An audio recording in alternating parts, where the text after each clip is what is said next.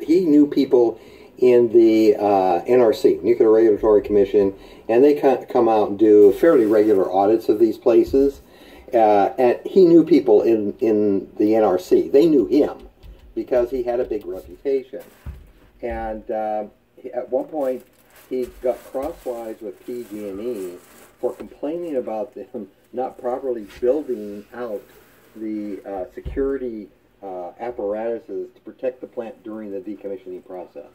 He also discovered that there was a certain amount of shifting of funding going on, and that they were hiring local contractors who were not necessarily qualified to do work.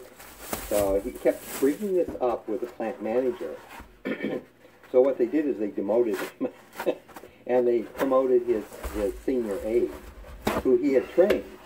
So of course the senior aide that comes up and becomes the security manager, and Zane steps back and he's no longer the security manager.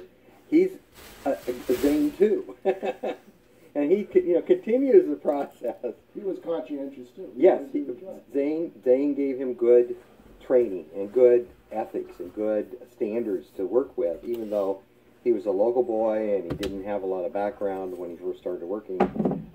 Zane identified these qualities and thought they were important, and that he was someone they could work with. Well, ultimately, they fired a couple of people in the plant for, well, it's not important why they fired them, except that they had good grounds to fire them. And these two people had connections in the local community. So they went on the warpath to get rid of them.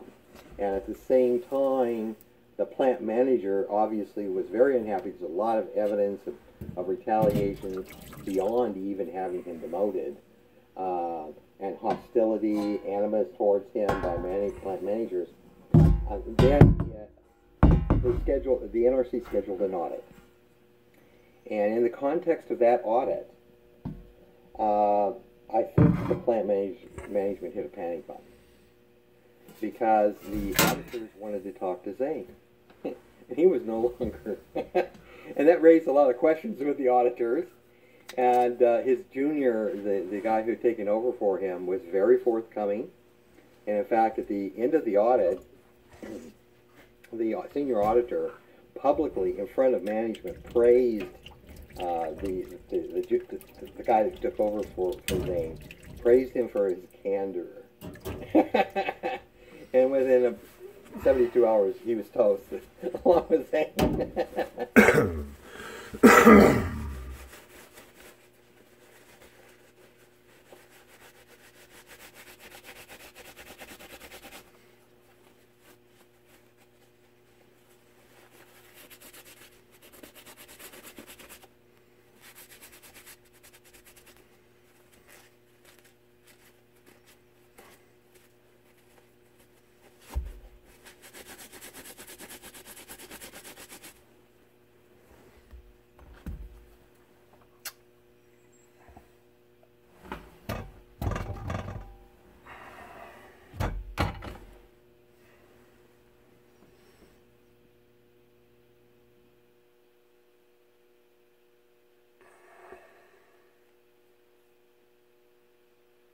But I think that the real troubling part of the case, this is a classic kind of whistleblower case.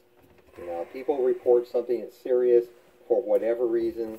Managers don't like what they're hearing. They don't want to hear bad news, or they get crosswise with them professionally in some ways, and they just want to get rid of them. They're the squeaky wheel. So that's fairly classic. In the case of PG&E, what was not classic was the way they went after him after they fired him. And how did they go after him? Well, they trashed his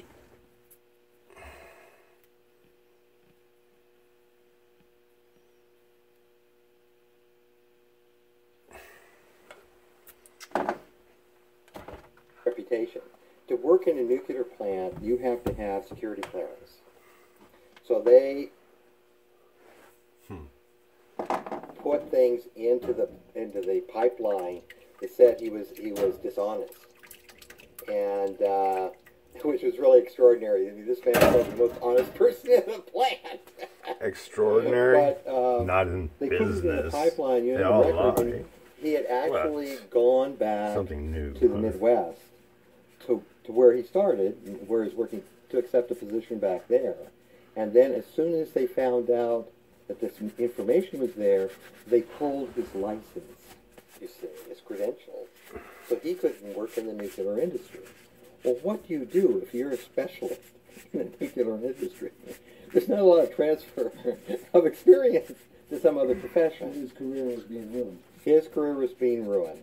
And then the people inside the industry, a lot of them knew him, respected him, wanted to have him work for them because of his skill sets. And one of the companies involved tried to give him a job and tried to help facilitate and get this problem. Well, unfortunately, they also had some contracts with PG&E. And when PG&E found out they were trying to help him, they canceled the contracts with the company. So would you say this is a criminal conspiracy to retaliate against people who are protecting health and safety of nuclear plants? Well, I don't know. I mean, that's a criminal conspiracy. I don't think I would say a criminal conspiracy. It certainly is a pattern. You know, conspiracy is about intent, and it's hard with big companies, to really identify the decision makers. And that was true in this case. It's true in almost every case I have with big companies.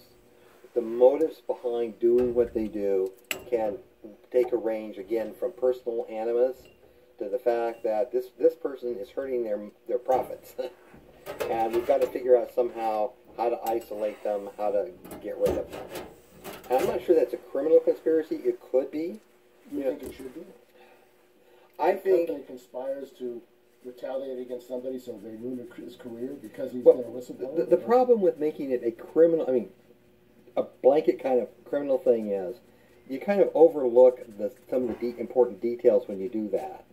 And when you have a criminal, the standard of proof in a criminal case is much higher than in a civil case. So there's a real downside potentially to doing that. But you know, when the idea of OSHA first came up and whistleblower program first came up back at the end of the Johnson administration, the proposal included power for OSHA to go in and shut down companies when they're in situations like that, when there were repeated offenses. And in fact, I think that they did it very early on, once or twice. And of course, that was not popular with the National Association of Manufacturers. So by the time it came around to the early part of the Nixon administration, OSHA, the bill had passed, OSHA was in place, and it actually had some teeth here and there. But it was still a very new agency, and it's really stirred a lot of opposition. So there's a lot of negotiations went on to weaken OSHA from the beginning. But in the early 1970s, the other thing that happened was you had the Nixon administration, you had close relationship with business, pretty big business. They didn't like OSHA, they didn't like anything about OSHA, they wanted something done. So there was inside of, this is the official history that OSHA will print it itself. There was an agreement that OSHA would cease to be an aggressive enforcement agency to protect workers and the public, and it would be a collaborative agency which would sit down with companies and talk through issue standards, which they do. They still do that. It's a big part of OSHA. But they really withdrew from being a critical enforcement agency. And that began a culture inside of OSHA that said, well, whatever Congress says and the laws say, our role is really just to be supporting companies. We want to help companies. We want to help companies. And it got pretty notorious in the 80s under the Reagan administration because there were companies, and it still is notorious in my thinking, there were companies that were multiple offenders, and OSHA had the power to fine companies. They supposedly go and investigate, and when they do, and establish, they can have fines, $1 million fines if they want. But what they would do is they would lowball the fines. Then they would sit down and negotiate almost all of it away with the company. Get the company to sign on to an agreement. Well, we'll do this, we'll do that, we'll do this. But there's no follow-up. And it's very easy to make an agreement. What's important is if the agreements are enforced. Then you have a different situation.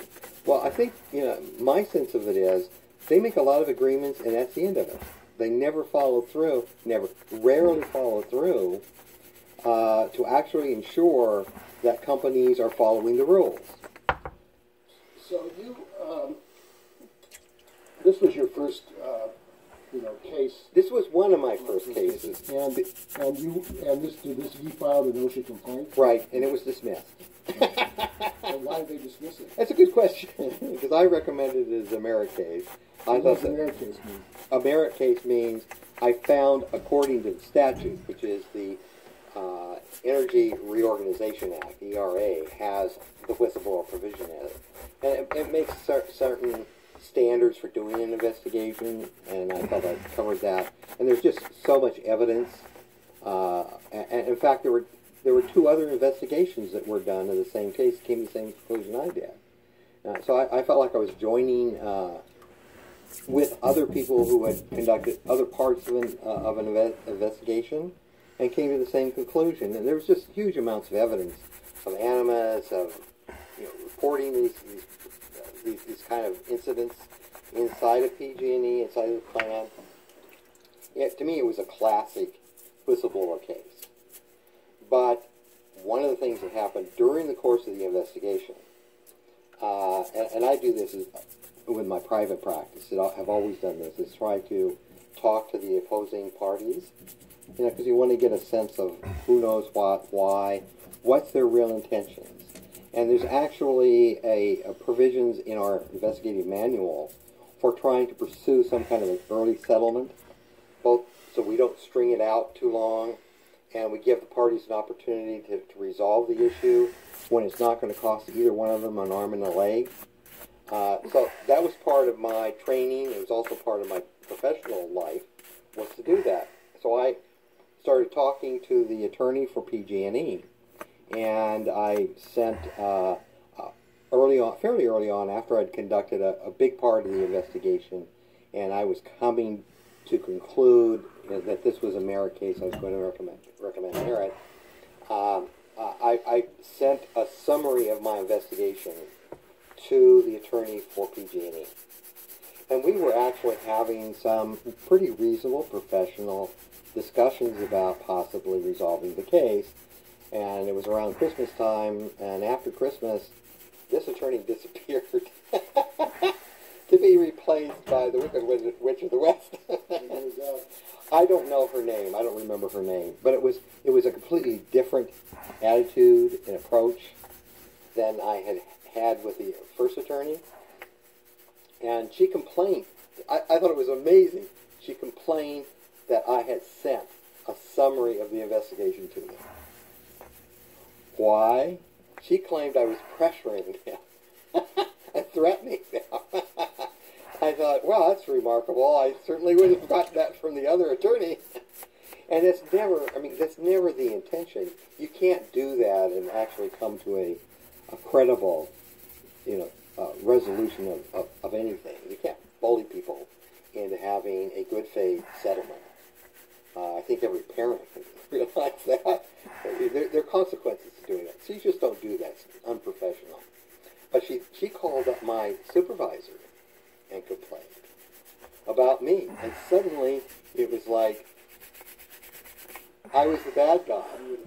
I was the problem because I was asking.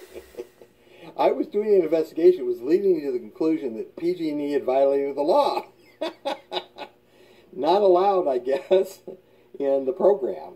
And that's where I think I began to really understand the problems with the program. That it wasn't as advertised. We're not protecting whistleblowers. In fact, you could argue that we are actually protecting the companies from whistleblowers. Because in the end, when you don't protect whistleblowers, people go through these experiences. You know, it gets around the business. Every place that we have this kind of a complaint, and I have lots of them, that workplace, you're not going to find anybody else stepping forward to report.